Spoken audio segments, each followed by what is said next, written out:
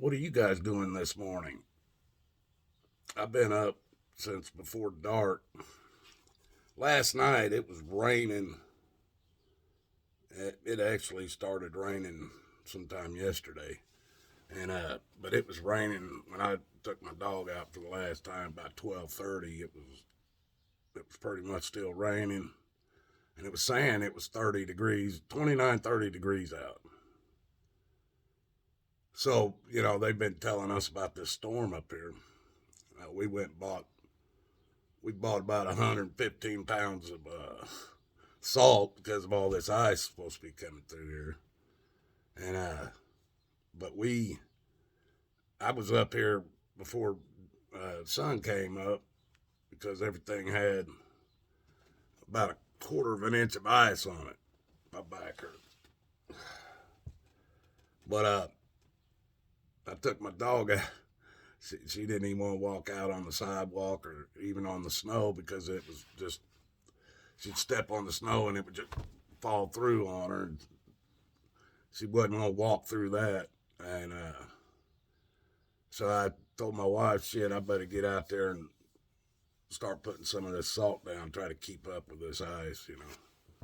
Well, I did that for a couple hours. I got my driveway cleared, got all the ice off of it. I even fired up both of my wife's car and my daughter's car, got all the ice off the glass windshield, thawed it all out real good. And in the process, it starts sleeting again. Well, I just stopped. Now I've been out. I took off. The roads ain't bad right now, but there's a lot of water on them, and it's still sleeting out. So they're having to stay on top of it with the sand and the salt. I wish I'd have bought some sand to mix in with my salt because that would help. Because the salt's only going to help to a certain temperature, and then it's going to freeze. And at least if you had the sand in it, you might get some traction out. There'd be something there for your tires to grab in that ice.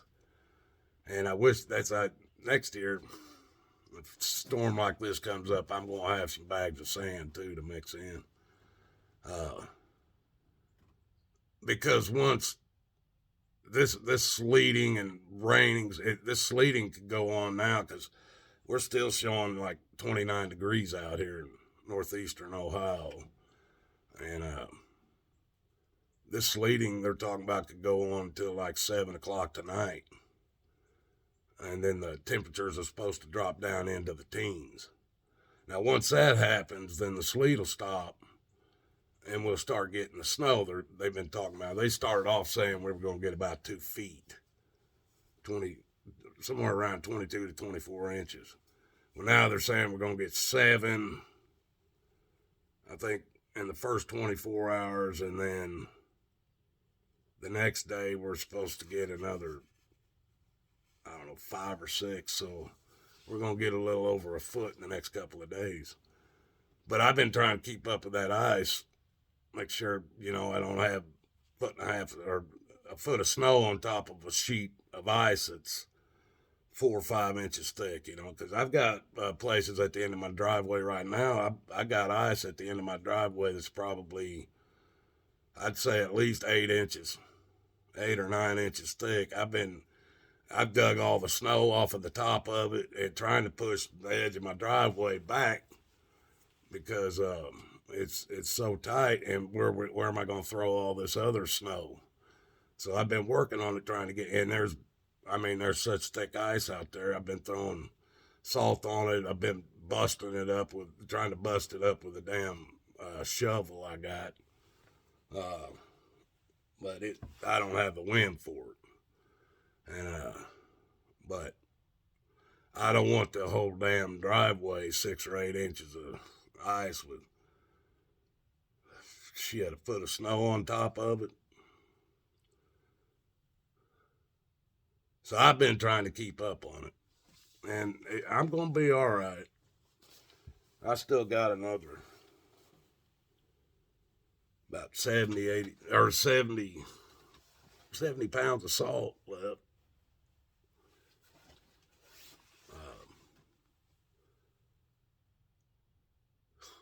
Anyway, that's just what we're doing up here now. I know there's a lot of places got hit a lot worse than we did. It was like we're getting the tip of that massive storm. We're getting the tip of it where I'm at. Now, people east of us are going to get a lot more of it because of the way the storm's moving northeasterly. So, but we usually do pretty good on these storms. It's like they go around us. But we still got a lot of snow that's going to come in behind this stuff. And the ice is what worries you more than the snow, because the ice will take down power lines all by themselves. Well, they'll snap power line at the poles. Not counting, they'll snap trees. And that's going to cause a lot of problems. Maybe deaths. But there's a guy I was listening to yesterday. I've been listening to him for a few years now. His name's Joe Imbriano. Joe Imbriani. Anyway, he's out of California, Fullerton, California. He calls it, his YouTube channel is Fullerton Informer. Joe Imbriani, I think is his name. But this man's got a lot of scientific background. His education, he holds not just like an AA degree or something, folks. He's got a couple of different degrees, and they're high degrees. And he's been talking out now for close to 10 years. A couple years longer than I have been on YouTube. He's been on YouTube. Like, I've been on there since 2015. I think he started in 2013. But he went on. He's got all kinds of web pages. Just about anything, you type in anything like 5G weaponry or 5gdanger.com, 5G dangers in schools.com. He's got, I don't know how many. He must have about 40 or 50 damn different websites and channels. And he's went in and fought the school boards. He's fought in court. They fought him. They've done all kinds of stuff to him. Threatened his family. He's another person who follows Jesus. He also stands for that, and he will fight for it, the Word of God. And so that's why he went to school for all these years to learn this stuff. And then once he learned it about these frequencies, and everything has a frequency, they can basically shatter your body with a certain frequency, you know.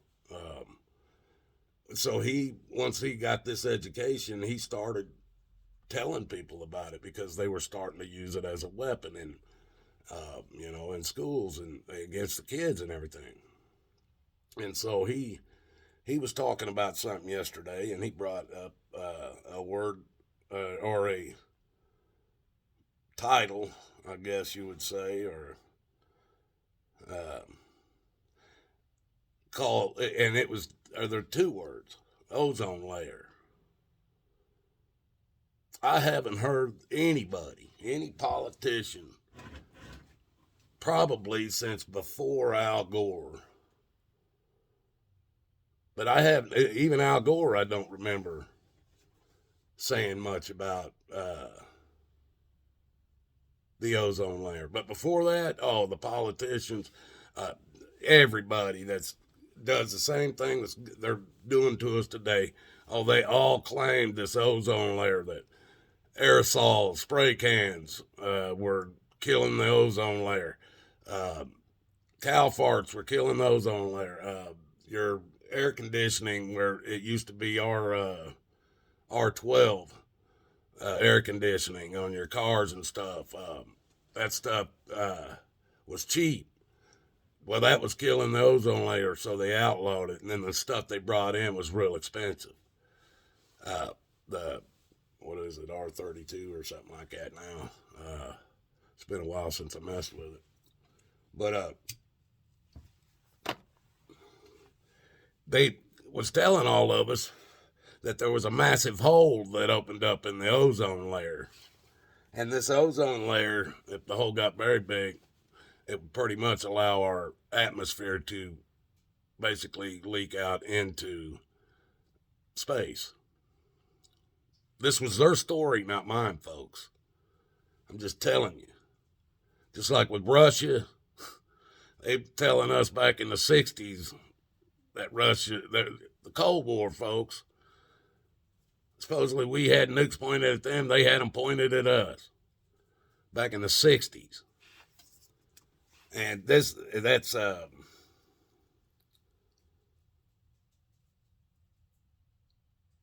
this ozone layer goes back farther than that.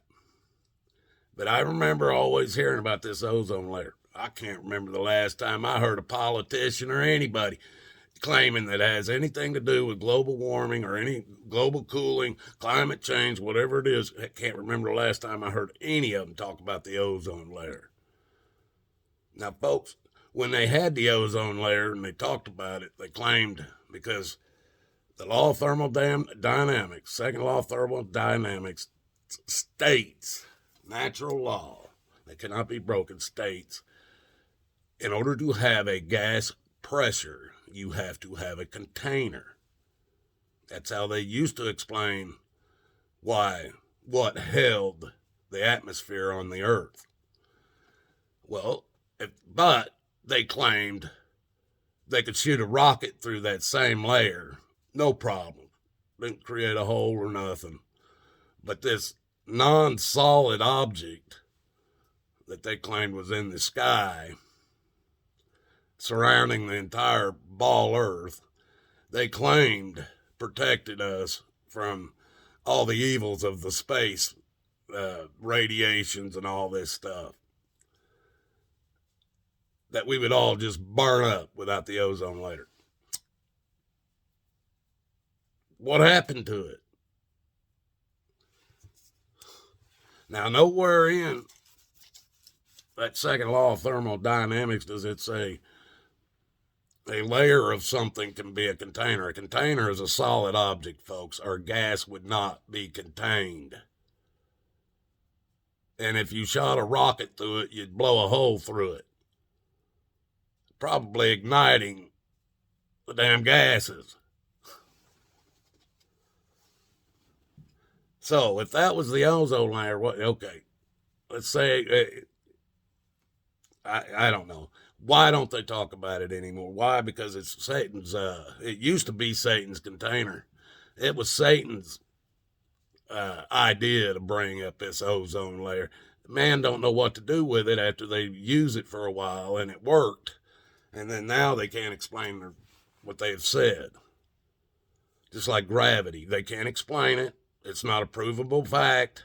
No way they can prove it. It's nothing more than an ideology.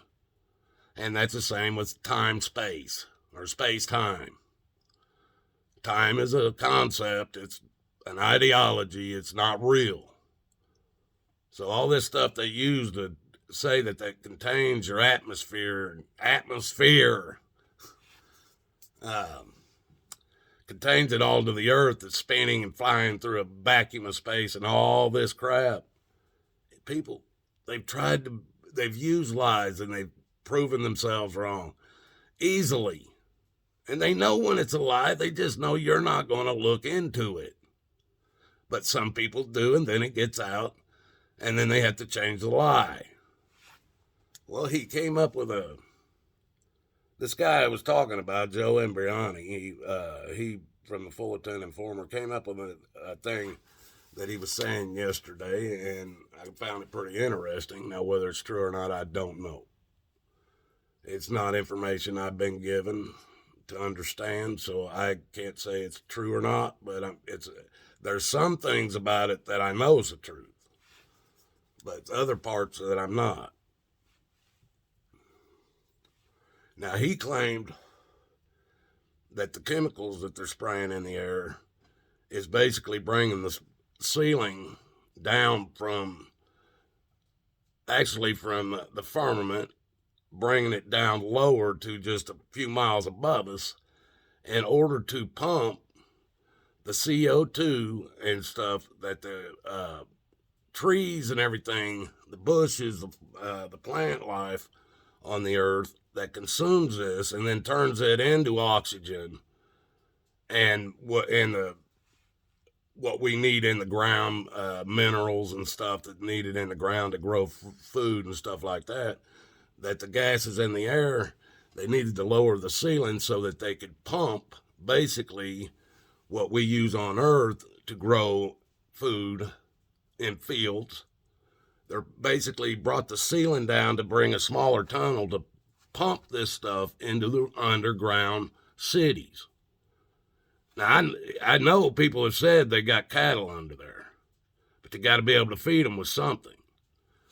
So they got to be able to grow food underground. Now, I thought maybe lights or something they could do that, but evidently they could need more than that. I don't know.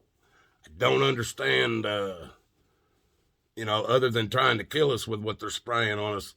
They could have many, that could just be a byproduct of this, because they know destruction is going to come to the face of the earth, and they think they're going to go underground and hide.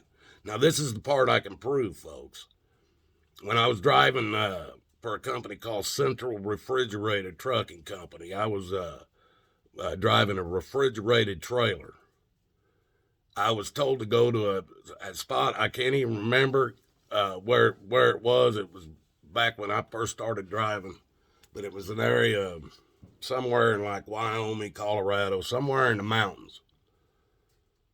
Now, at that time, I was following a map. We didn't have GPS and shit. I was told where an address was. I'd look it up on my road atlases. I had road atlases for semis because there were some roads I couldn't go down because of like low bridges or something like that, tunnels I couldn't get through. Well, I had a road atlas that was made just for semis. And so I would follow these, and it took me to an entrance into this side of this mountain. And I was like, what? And they had a guy that I talked to at the gate before I drove through the gate into the mountain and down a damn highway, folks. This was 2-lane highway going both directions. A highway. I could run the 55, 65, 70 mile an hour, whatever the speed limit was, just like on the road on Earth. I drove back in there 35 miles to what it was an underground, basically a freezer. But because it was so far underground, they only had to keep it, the temperature started at 53 degrees. So they only had to drop it from 53 down to whatever, 19, 20 degrees to freeze it, keep everything frozen. It didn't take much energy to bring it down that low. I took a whole damn 53-foot trailer full of steaks and hamburgers and chickens and all. It was packed full of meat and loaded it in there. And I was asking these guys. Now, this was so far back in there, folks, that one guy, he was parked back there, and they told him to move his tractor out from under the trailer and park his tractor somewhere else. And if he wouldn't have, he'd been sitting there, a big chunk of the ceiling fell and would have crushed him in his cab. And but some of these guys I talked to that had been back in there further, they said that there's a section back there that was so big you could drive, or you could pull a damn 747 down through that tunnel, and with the wings on it, tail on it, and never touch the ceiling or the sides.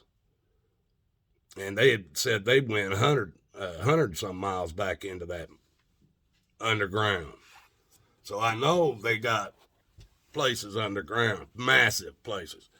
People have told me there's a train that goes from, I think, New York or Washington, D.C. to L.A. or somewhere out west on the West Coast that does it in a couple of hours. Some underground train. Do they? I don't know this. I've never seen it. I don't have proof of it. But I can kind of see these people trying to use their technology to do this, because just before the other day we had blue skies, and I swear I could count probably 20 planes flying just over my eyesight, back and forth across the sky to block out the sky. Why would they spend that kind of money to keep the sky blocked out all the time if they weren't doing something like that? So you got to think about it, folks. They don't care what happens to us on the surface, as long as they can survive in their holes. That's pretty bad.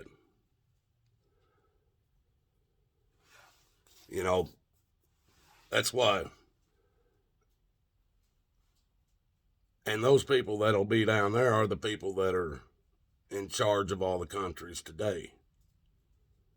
Those will be the ones living down there. And then when they allow this is their plan. And when they allow the surface of the earth to come back to normal, then they'll come up when everybody else is dead. And then they'll have the earth to themselves. Because at this point, folks, these people already, God put this earth here. Then he threw the fallen angels down here to earth before we were ever even put here, before man was ever put here. And then he made man on earth. And when man ate from the tree of knowledge, man was thrown into earth, onto the earth to deal with that. And these people, man was given for a short time to use the earth. 80, 100 years if you're lucky. You're going to be on earth. That's a short time. But today, folks, man thinks they own everything. There are men. That's why their bloodline is so important, because they're only good for maybe 100 years if they got the best, whatever their best witch doctors are. They can keep them alive that long or a little longer. And then they're gone, but they don't want to lose it all again. So their bloodline's the most important thing, keeping in the family. Your bloodline ain't. Man was given this earth to use it for a short time, and they think they own the air. They think they own the land. They think they own the sea, that it's all theirs, and we're nothing but useless eaters. That's it. Criminals.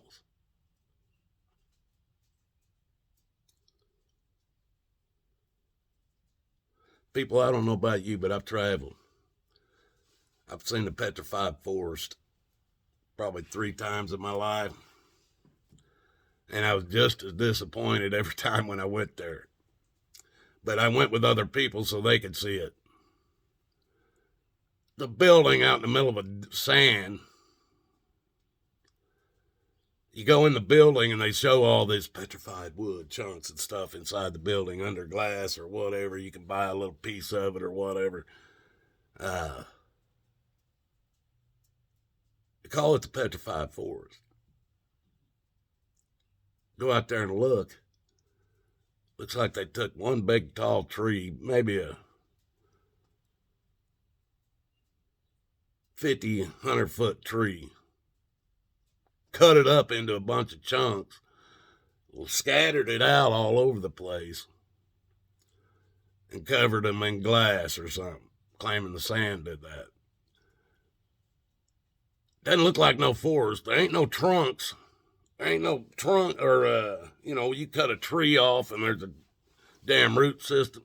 None of that in the sand. None of that up on the surface from where they fell over or anything. But they call it the petrified forest. Grand Canyon. Mile deep. I don't know how long. Grand Canyon. It's a sight to see. It's a hole in the ground, a neat one. But it ain't really that deep. I mean, a mile's only a little over 5,500 feet. Where I raised my kids, spent half my life in Arizona, in Mesa area. Got 4 peaks there. Top of 4 peaks is like 70. What was it? I think I wrote it down somewhere here.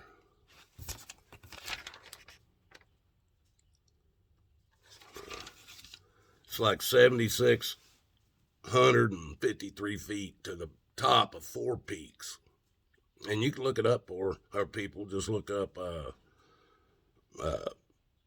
4 peaks, just FOURPEAKS in Arizona. It'll come right up. It's like just under 77,000 feet. Well, we started at the desert, which the desert is below sea level, people. That's how a desert happens. It's below sea level. So I started at the desert in Mesa and drove up that 4 peaks. And I drove up to about, I made it up to, I didn't drive all the way to the peaks, and I'm not even going to make you even think that. But I drove up to somewhere around 62 to 6,400 feet of that mountain in my Ford Bronco. Me and there was a guy in an old CJ5 Jeep, and another guy in a big old square body Chevy pickup. And we went all the way up to somewhere around 62 to 6,400 feet. That's a lot higher than the Grand Canyon is deep. And we went up down. They originally they were animal trails. We first started on mining trails, and you can find the old mining trails and follow those up so far, and then you switch over to you have to follow animal trails. And some of these were on just right on the side of the damn mountain, and it was a fun run. I even took my wife and kids went up there with us, and but that was at and we were below sea level, so we were up probably 8,000 feet, or not 7 or 8, but we were up by that. By height, we would probably been over around 7,300 feet up in the air, and I could see a long ways, a lot further than they say I should on a ball earth. Over it was like, we figured Roosevelt Lake was like 111 miles from where we were, and we could see it, along with Canyon Lake and Sawhat Lake. We shouldn't have been able to do that. But you got to believe what you got to believe. You know, it's just like you guys all believe we're under constitutional law, but we ain't. We're under man's law. And I say man's law because it's whatever man that holds that office, that's whose law we're under. Constitutional law is out the window. So, you got just another one of my videos, 30-minute one. Sorry. Just want to get a lot of shit in. You guys have a good one. Till the next one, I love you.